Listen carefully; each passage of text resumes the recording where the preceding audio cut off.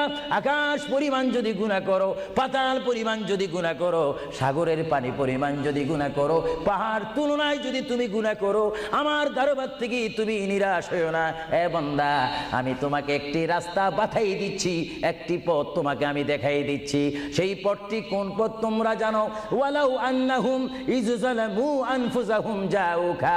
বান্দারে, যখন তোমরা বরবাদ হয়ে যাবে তখন তোমাদেরকে একটা পথ আমি তোমাদেরকে দেখাই দিলাম। সেই পথটির নাম হচ্ছে আমার রাসূলের মদিনা। জোরে বলেন সুবহানাল্লাহ। বান্দা, আমার নবীর দরবারে গিয়ে কেঁদে কেঁদে তোমরা বলো, ইয়া রাসূলুল্লাহ, ইয়া হাবিবাল্লাহ, আয়াকা ইয়া রাসূলুল্লাহ। আল্লাহ কোরআনে বলেছে, ওয়ালাউ আন্নাহুম ইযযালামু আনফুসাহুম জাউকা ফাস্তাগফিরুল্লাহ ওয়াস্তাগফার লাহুমুর রাসূল। আল্লাহ বলেছে, হে বান্দা, তোমরা ডানে না গিয়ে, বামে না গিয়ে, পিছে না গিয়ে তোমরা সরাসরি আমার নবীর কদমে চলে যাও। আমার নবীর কদমে গিয়ে আমি আল্লাহর দরবারে তোমরা তওবা করো।